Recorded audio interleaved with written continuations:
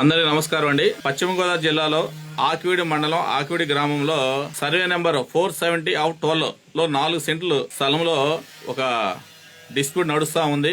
ఒకవైపు ఏమో రామాలయం అంటున్నారు, ఒకవైపు ఏమో గొంతెమ్మ గుడి అంటున్నారు. యాజ్ యూజువల్ గా చిల్లర శ్రావణ్ కుమార్, జాడా శ్రావణ్ కుమార్ ఆకివీడు సబ్జెక్ట్ సంబంధించి 15/4/2026 తారీఖున ఒక రిట్ పిటిషన్ వేయడం జరిగింది. ఆ writ petition number wide writ petition number 999/2026. Subsequent గా ఒక రిట్ పిటిషన్ వేసిన తర్వాత సబ్సిక్వెంట్ గా మరొక పిల్లు వేయడం జరిగింది. పిల్లు డేట్ వచ్చేసి 23/4/2026 ఒక పిల్లు ఏపీ హైకోర్టులో ఫైల్ చేయడం జరిగింది. వైడ్ పిల్లు నెంబర్ వచ్చేసి 95/2026. పిల్లు ఫైల్ చేసిన తర్వాత పిల్లు లిస్ట్ అయింది కోర్ట్ నెంబర్ 1లో, ఏపీ హైకోర్టు కోర్ట్ నెంబర్ 1లో లిస్ట్ అయింది. అప్పుడు జాడా శ్రవణ్ కుమార్ అతని యొక్క వాదనలు వినిపించే సమయంలో జాడా శ్రవణ్ కుమార్ ఎటువంటి అనుభవం లేకుండా, ఎటువంటి తెలివి జ్ఞానం లేకుండా అతని యొక్క అజ్ఞానంతో ఆకివీడు సమస్య, అసలు ఆకివీడు సమస్య ఎంత హాట్ టాపిక్ నడుస్తుందంటే తెలుగు 2 రాష్ట్రాల్లో ఆకివీడు యొక్క ఆ టెంపుల్ డిస్ప్యూట్ ఒకవైపు దళితుల యొక్క ఎమోషనల్, దళితుల యొక్క సెంటిమెంట్, చాలా జటిలమైన సమస్య, దళితుల యొక్క ఉనికి కాపాడుకునే యొక్క సమస్య. ఒకవైపు ఏమో మరొక వర్గం, ఆపోజిట్ వర్గం ఏమో రామాలయం అంటున్నారు. ఇలాంటి జటిలమైన సమస్యలో ప్రతి విషయంలో పొలిటికల్ మైలేజ్ కోసము ఈ జాడా శ్రావణ్ కుమార్ పొలిటికల్ మైలేజ్ కోసము ఒక రాజకీయ పార్టీ దగ్గర, నాయకుల దగ్గర మార్కులు సంపాదించాలన్న అత్యాశతో ప్రతి విషయంలో ఏలు పెడతా ఉంటాడు. ఈ జాడా శ్రావణ్ కుమార్ 2 పిటిషన్లు ఫైల్ చేశాడు ఏపీ హైకోర్టులో. ఒకటి రిట్ పిటిషన్ ఫైల్ చేశాడు, మరొకటి పిల్ పిటిషన్ ఫైల్ చేశాడు. పిల్ పిటిషన్ వచ్చేపాటికి the honourable chief justice of state of Andhra Pradesh చాలా పలు ప్రశ్నలు జాడా శ్రావణ్ కుమార్ అడగడం జరిగింది. సీజే గారు అడిగిన ప్రశ్నలకి సమాధానం చెప్పలేక, సమాధానం తప్ప అన్ని విషయాలు చెప్తా ఉన్నాడు, మిస్లీనియస్ అన్ని చెప్తా ఉన్నాడు. అతని యొక్క ఆర్గ్యుమెంట్లో ఎటువంటి పట్టు లేదు, పసా లేదు.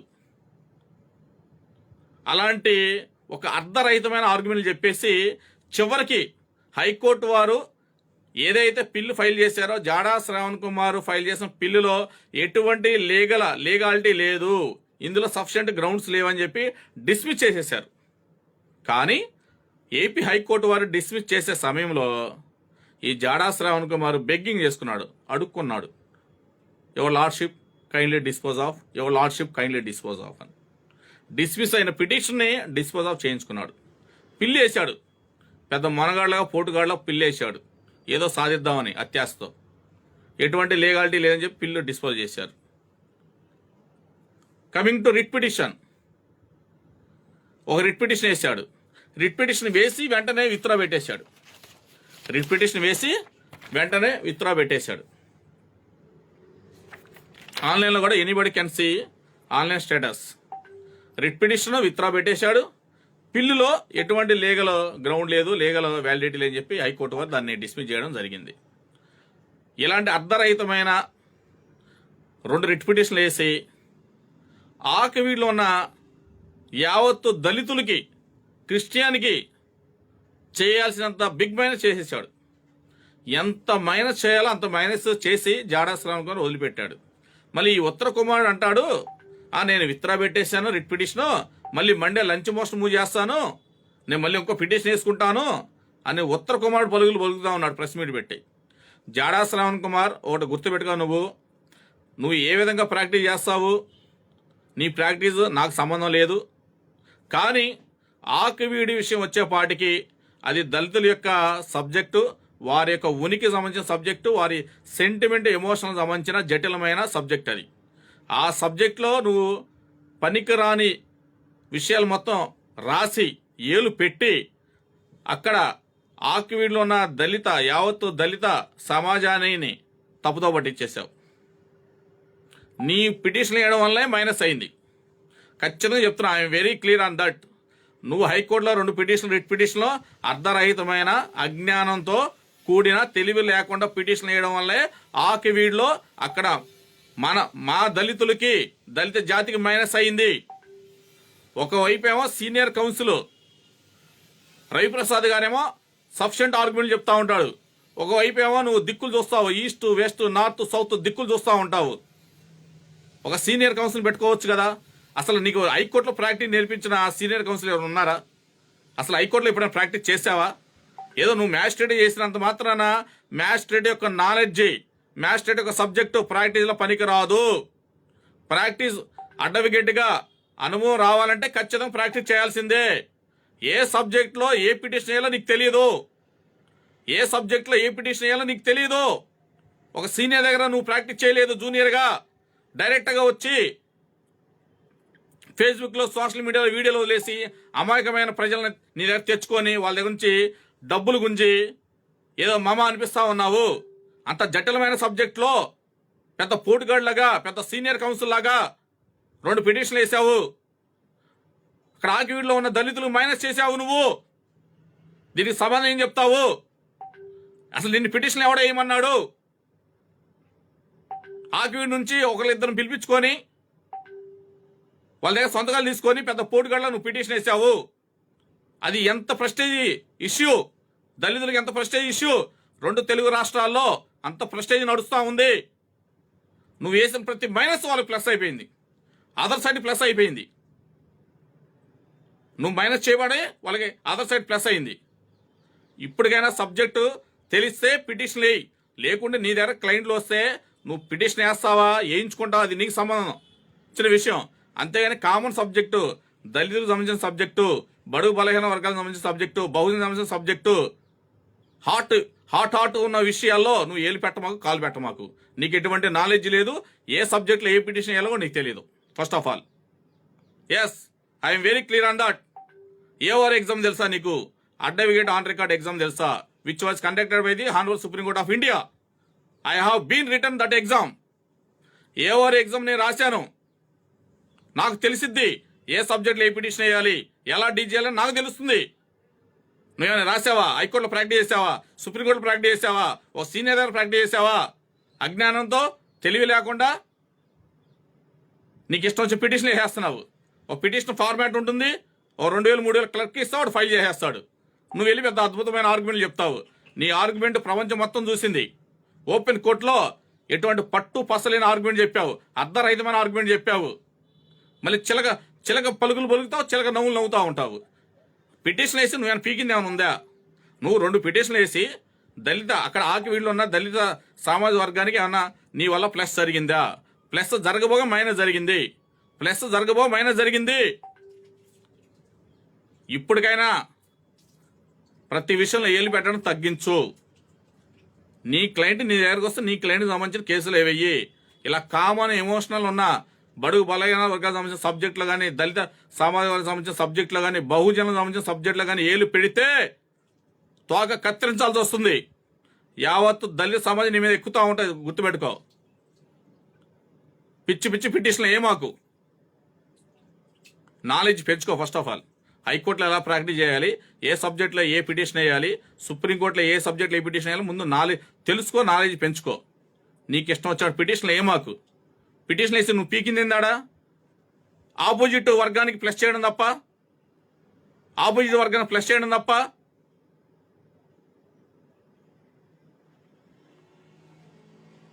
పెద్ద సాధించిన వాళ్ళ పెద్ద ప్రెస్ మీట్లు పెడతా ఉన్నావు. నీ బాగోదని తెలియదు అనుకున్నావా? రోజు లీటర్ తాగుతావు, లీటర్ ముందు తాగుతావు, పావు కేజీ చికెన్ పకోడీ తింటావు. లీటర్ ముందు తాగి పావు కేజీ చికెన్ పకోడీ తింటావు. మిడ్ నైట్ 12:30కి 3:30కి నీ డ్రైవర్ పంపించుకొని తెప్పించుకుంటా ఉంటావు. నువ్వు తిను తాగు, దళితులకు సంబంధించిన విషయంలో మాత్రం ఏలు పెట్టొద్దు. చేయాల్సిన మైనస్ అంతా చేశావు. ఈరోజు ఆకివీడ్లో రామాలయం శంకుస్థాపన జరుగుతుంది అంటే నువ్వు వేసిన పిటిషన్ వల్ల అది మైనస్ జరగడం వల్లనే ఆపోజిట్ ప్లస్ జరిగింది. ఇందులో ఇంకా చెప్పుకోవాల్సిన ప్లస్ పాయింట్ ఏంటంటే, పాపం ఆకివీడ్లో ఉన్న దళితుల్ని ఒక 52 మందిని 57 మందిని రిమాండ్ పెట్టారు. ఆ లోకల్ అడ్వకేట్ వాళ్ళకి బెయిల్ వేసి బెయిల్ అలౌ చేసుకుని తీసుకుని వచ్చారు. ఇంకా అందులో ఏలు పెట్టాల జాడా శ్రావణ్ కుమార్. ఆ 52 రోజుల్ని 252 రోజులు చేసేవాడు. ఫస్ట్ లోవర్ కోర్టులో ప్రాక్టీస్ చేయడం నేర్చుకో. హైకోర్టులో ఏ సబ్జెక్టులో ఏ పిటిషన్ వేయాలో నేర్చుకో ఫస్ట్ ఆఫ్ ఆల్. సుప్రీంకోర్టులో కూడా ఏ సబ్జెక్ట్ని వేయాలో నేర్చుకో ఫస్ట్ ఆఫ్ ఆల్. ఏదో అమాయకమైన ప్రజలకి సోషల్ మీడియాలో వీడియోలు పెట్టి వాళ్ళ దగ్గర డబ్బులు తీసుకొని ఏదో హవా సాగించడం అనేది కరెక్ట్ కాదు. అది అసలు నువ్వు ఏ రకంగా నాయకుడి అవ్వవో, నువ్వు నాయకుడి కాదు, నాయకుడు ఎప్పుడు అవ్వవో. స్ట్రైట్ క్వశ్చన్ స్ట్రైట్ ఆన్సర్ చెప్పేసాయి. ఇదంతా ఎందుకు?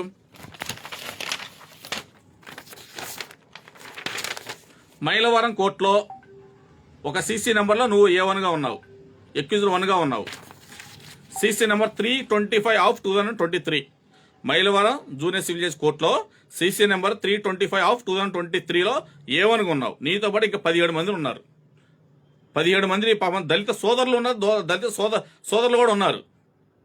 వాళ్ళని నువ్వు నాయకుడిగా ధర్నా చేస్తూ పోలీసులు విధులకి ఆటంకం కలిగిస్తే G-Kondu పోలీస్ స్టేషన్లో క్రైమ్ నెంబర్ 80/2022 ఒకటి రిజిస్టర్ చేశారు. దాని మీద ఛార్జ్ షీట్ వేశారు. అది కోర్టుకు వెళ్ళింది, సమన్లు వచ్చినాయి. నిన్ను నమ్ముకొని నీ వెనక ఉండి ఆడ ధర్నాలో పాల్గొంటే ఆ 17 మందికి నువ్వు చేసిందంటే గత 5 సంవత్సరాల నుంచి ఆ దళిత సోదరుల్ని మైలవరం కోర్టు తిప్పుతా ఉన్నా. గత 5 సంవత్సరాల నుంచి నీ వరకు హైకోర్టులో వేసి స్టే తెచ్చుకున్నావు. ఎక్యూజ్డ్ 1గా ఉన్న జాడా శ్రావణ్ కుమార్ నీ వరకు హైకోర్టులో వెళ్ళి స్టే తెచ్చుకున్నావు. What about remain 17 members who are the Dalits? వాళ్ళు గత 5 సంవత్సరాల నుంచి వాయిదాలు తిప్పుతా ఉన్నావు. ఆ కేసు ఇంకా పెండింగ్ ఉంది, అది డిస్పోజల్ అవ్వదు. అటు సెంటెన్స్ ఇటు ఎక్విటల్గా చేయనివ్వు. నువ్వు ఎలా నాయకుడు అవుతావు? నాయకుడు అనేవాడు ముందుండి నడిపించాలి. మంచి అయినా చెడైనా నాయకుడు అనేవాడు ముందుండి నడిపించు. ఫస్ట్ ఆఫ్ ఆల్ ఎవరినైతే 17 మందిని ఇరికిచ్చావో జూనియర్ సివిల్ జడ్జి కోర్టు మైలవరంలో ఆ 17 మందిని కేసు నుంచి బయటపడించు. నీ పనితనం, నీ గొప్పతనం, నీ వీరత్వం అందరూ చూపించు. నువ్వు ఒక్కడే హైకోర్టుకి వెళ్ళి A1గా స్టే తెచ్చుకొని పాప 17 మందిని చెప్తా ఉన్నావు. అందులో చాలా మంది నా ఆఫీస్కి వచ్చి చెప్తా ఉన్నారు, చాలా మంది ఫోన్ చేసి చెప్తా ఉన్నారు, నా ఆఫీస్కి వచ్చి చెప్తా ఉన్నారు. ఈ జాడా శ్రావణ్ కుమార్ని నమ్మి మనవడని వెళ్తే ఇలా గత 5 సంవత్సరాల నుంచి మమ్మల్ని కోర్టు చుట్టూ తిప్పుతా ఉన్నాడయ్యా.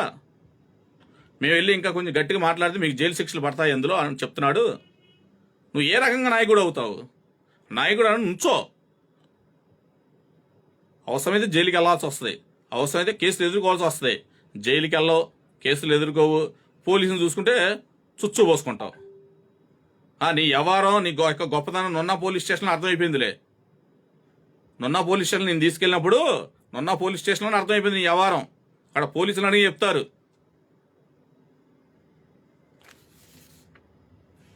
ఎప్పటికీ ఈ జాడా శ్రావణ్ కుమార్ నమ్మవద్దు. నేను యావత్తు దళిత సమాజానికి I request you many times. Jada Shravan Kumar నాకేం శత్రువు కాదు, అతను నా ఎనిమి కాదు. అతనికి నాకు కుటుంబ తగాదాలు లేవు, సరిహద్దు తగాదాలు లేవు. కానీ ఈ జాడా శ్రావణ్ కుమార్ వలన దళిత జాతికి నష్టం జరుగుతుంది, మైనస్ జరుగుతుంది. దానివల్లనే నేను ఇంత టైం వెచ్చించి ఈ ఫేస్బుక్ లైవ్ చేయాల్సి వస్తుంది. లేకుంటే అతని గురించి మాట్లాడాల్సిన అవసరం కూడా నాకు లేదు. అతని గురించి మాట్లాడి టైం వేస్ట్ చేసుకునేంత ఆలోచన కూడా నాకు లేదు. డబ్బు డబ్బు డబ్బు డబ్బు ఎవడన్నా మోసం చేయాలి, ఎవడన్నా మోసం చేయాలి, డబ్బు సంపాదించాలి. జాడా శ్రావణ్ కుమార్ ఒకటి చెప్తా, గుర్తుపెట్టుకో. నీకైనా నాకైనా ఎవరికైనా కర్మ ఫలితం అనేది ఒకటి ఉంటుంది. కర్మ ఫలితం అనేది ఒకటి ఉంటుంది.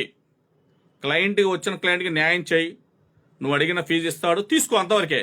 అంతేగాని వచ్చిన క్లయింట్ దగ్గర డబ్బులు తీసేసుకొని అతని యొక్క ఒరిజినల్ డాక్యుమెంట్లు తీసుకొని ఆపోజిట్ పార్టీకి ఒరిజినల్ డాక్యుమెంట్లు అమ్మడం, డబ్బులు సంపాదించడం, అది నీకు నీ కుటుంబానికి మంచిది కాదు. ఆనెస్ట్గా ఉండు, ఆనెస్ట్ ప్రాక్టీస్ చేసుకో, ఆనెస్ట్ డబ్బులు సంపాదించు. అంతేగాని కొన్ని కుటుంబాలను రోడ్డు మీద పడేసి, కొన్ని కుటుంబాలు పొట్టలు కొట్టేసి డబ్బులు సంపాదిస్తే ఏం చేస్తావో నాకు అర్థం కాదు. ఎందుకు ఇలాగా? మారు, ఇప్పుడు కానీ మారి నీకు చేతనైతే దళిత సామాజిక వర్గానికి న్యాయం చేయి. నీకు చేతనైతే దళిత సామాజిక వర్గానికి సహాయం చేయి, న్యాయం చేయి.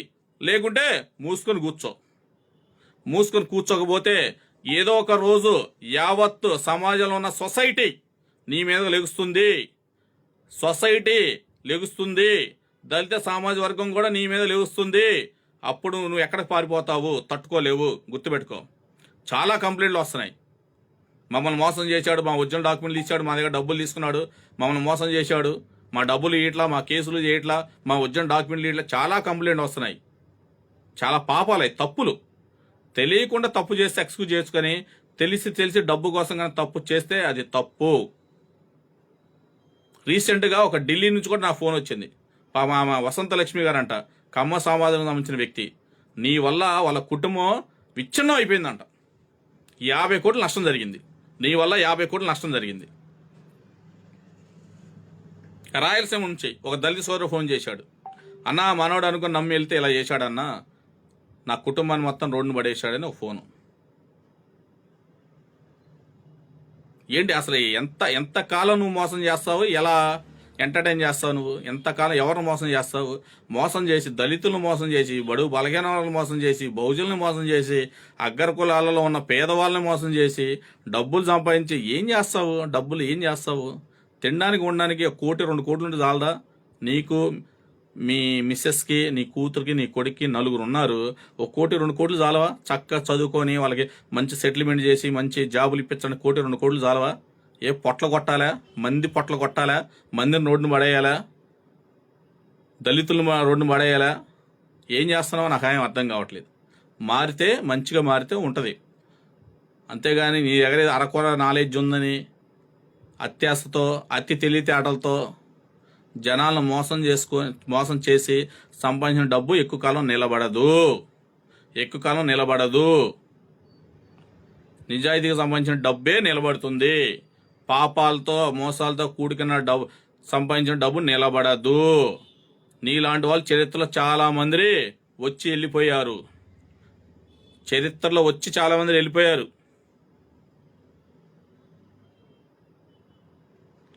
ఇప్పటికైనా నీతిగా నిజాయితీగా మారి హానెస్ట్గా ప్రాక్టీస్ చేసుకో, హానెస్ట్గా బతుకు. నీకు చేతనైతే 10 మందికి సహాయం చెయ్యి, న్యాయం చెయ్యి, నిజంగా ఉండు.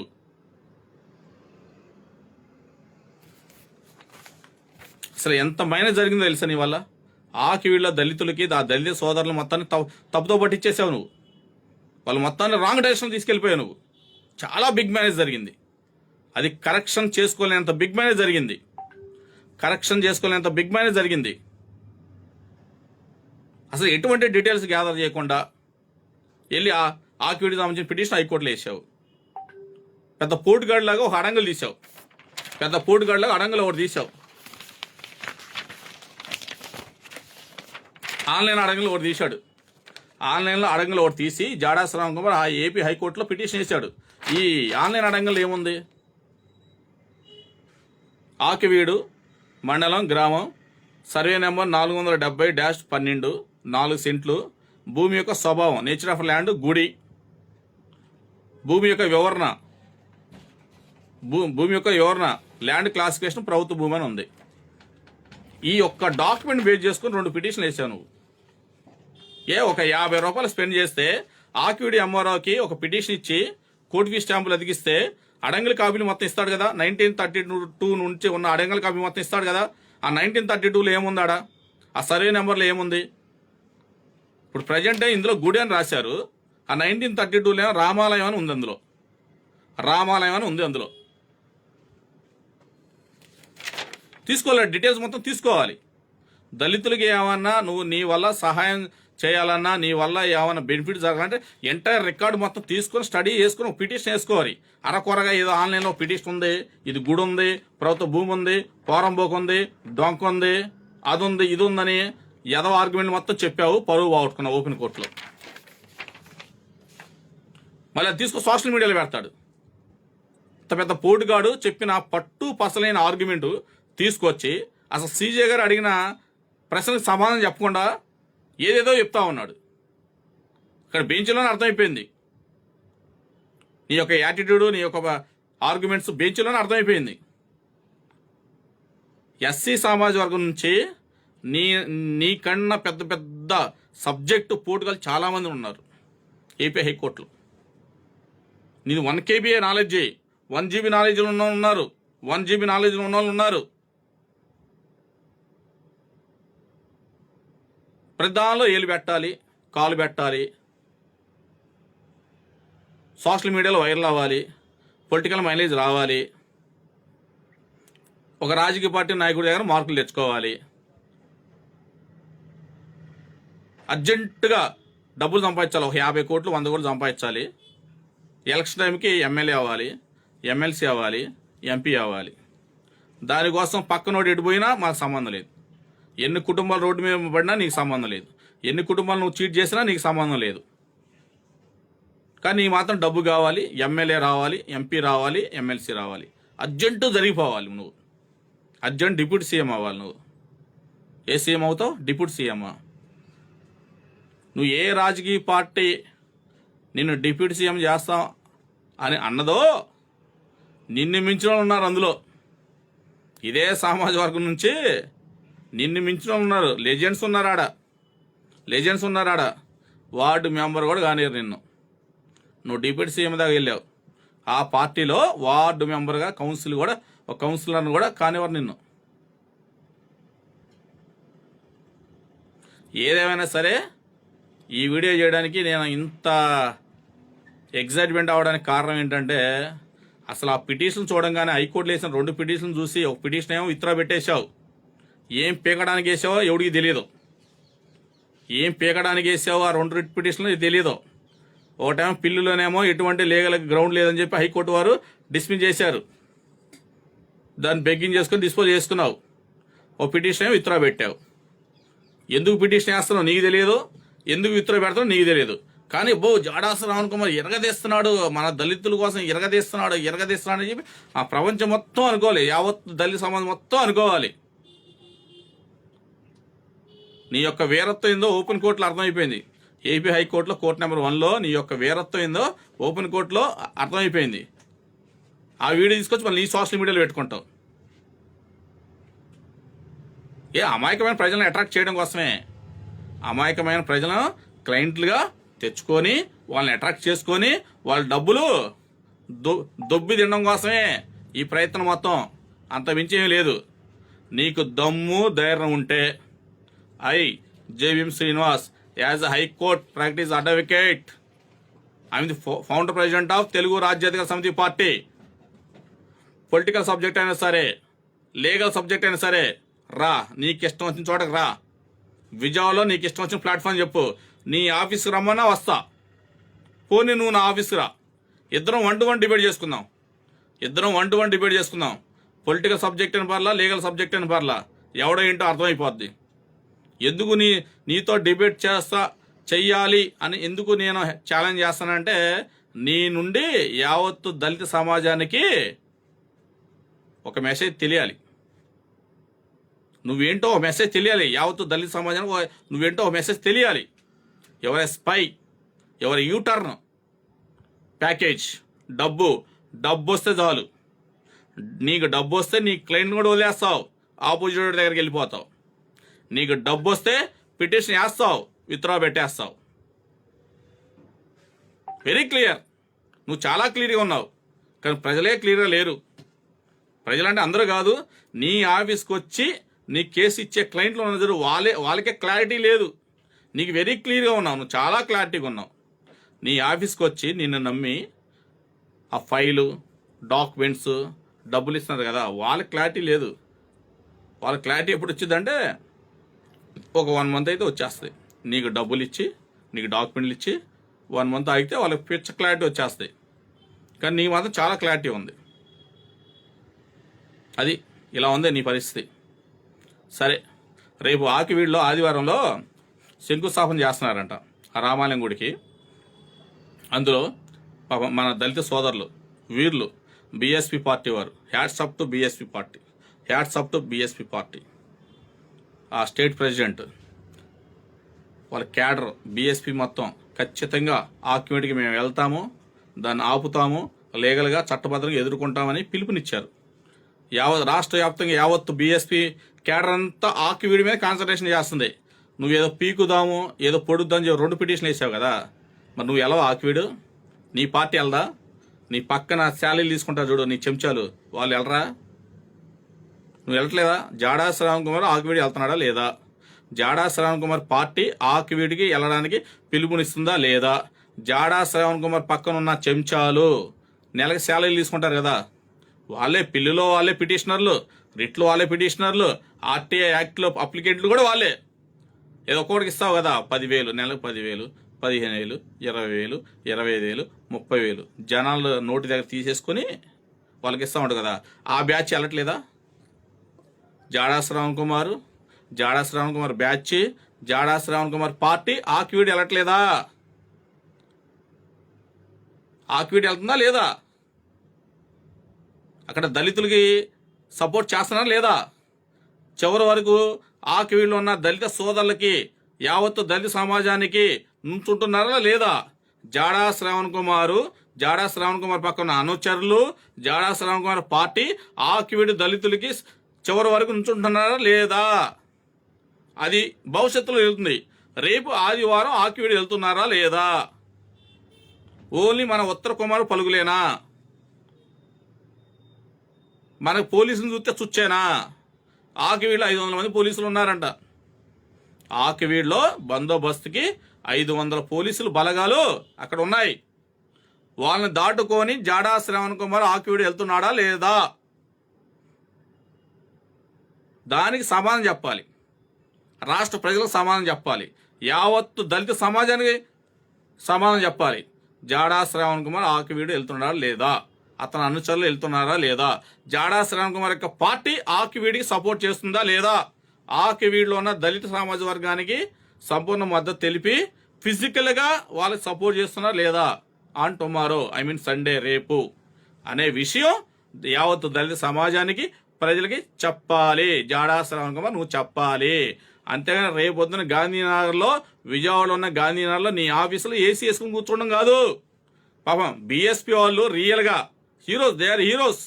బీఎస్పీ పార్టీ వారు ఆ క్యాడర్ ఆక్విడ్ వెళ్ళి వాళ్ళు అక్కడ పోరాటం చేస్తుంటే, ఉద్యమం చేస్తుంటే నువ్వు విజయవాడ గాంధీనగర్ ఆఫీసులో కూర్చొని లైవ్ చూడొద్దు, ఫేస్బుక్ లైవ్ చూడొద్దు, వీడియో చూడొద్దు. నువ్వు కూడా వెళ్ళాలి ఖచ్చితంగా.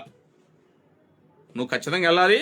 అక్కడ ఏమన్నా కేసులు కనుక అయితే జాడా శ్రవణ్ కుమార్ ఎక్యూజులు వనిగానే ఉండాలి. అప్పుడే నువ్వు హీరో అవుతావు. నువ్వు పారిపోయినా, నీ సిగ్నల్ లేకపోయినా, నీ అడ్రస్ చిరునామా లేకపోయినా నువ్వు జీరోనే. నువ్వు ఆకివీడులో హీరో అవ్వాలంటే న్యాయక్షేత్రంలో పోరాటం చేశావు, ఇప్పుడు ప్రజాక్షేత్రంలో పోరాటం చేయి. నువ్వు ఆకివీడులో హీరో కావాలనుకుంటే, నీకు పొలిటికల్ మైలేజ్ పెరగాలనుకుంటే, నువ్వు అనుకున్న రాజకీయ పార్టీ నాయకుడి దగ్గర మార్కులు పడాలంటే జాడా శ్రవణ్ కుమార్ వెళ్ళాలి, ఆకివీడు వెళ్ళాలి, ఆ 500 పోలీసు బలగాలను ఎదుర్కోవాలి. జాడా శ్రవణ్ కుమార్ అనుచరులు కూడా వెళ్ళాలి. అసలు ఉద్యమం టైంలో ఆ టైంలో ఉండాలి అనుచరులు, మిగిలిన టైంలో ఉండడం కాదు. జాడా శ్రవణ్ కుమార్ అనుచరులు మిగిలిన టైంలో ఉండడం కాదు. ఇప్పుడు ఇది రియల్ టైం, ఇది బస్తీ మే సవాల్. జాడా శ్రవణ్ కుమార్ అండ్ కోకి మీరు ఆకివీడు వెళ్ళాలి. జాడా శ్రవణ్ కుమార్ దానికి నాయకత్వం వహించాలి. 500 పోలీసులు బలగాలను ఎదుర్కోవాలి. జాడా శ్రవణ్ కుమార్ అని నేను పిలుపునిస్తున్నా. చూద్దాం జాడా శ్రవణ్ కుమార్ ఆకివీడు వెళ్తాడా, విజయవాడలో గాంధీనగర్లో ఏసీ వేసుకుని కూర్చుంటాడా, లేకుంటే ఉత్తర కుమార్ లాగా ఆడే 4 మైకులు పెట్టుకొని, 4 మైకులు రెడీగా ఉంటాయి. జర్నలిస్టులు, రిపోర్టర్లు ఎవడూ రాడాడికి 4 మైకులు రెడీగా ఉంటాయి. 4 మైకులు పెట్టుకొని ఆ ఫేస్బుక్ లైవ్, ఆ వీడియోలు, ఆ యూట్యూబ్ మొత్తం లైవ్గా ఉంటారు. చూద్దాం రేపు పొద్దున్న నువ్వు ఆకివీడు వెళ్తావా, విజయవాడలో గాంధీనగర్లో ఉంటావో ప్రజలు చూస్తూ ఉంటారు, నేను కూడా చూస్తూ ఉంటాను. Thank you to all of you.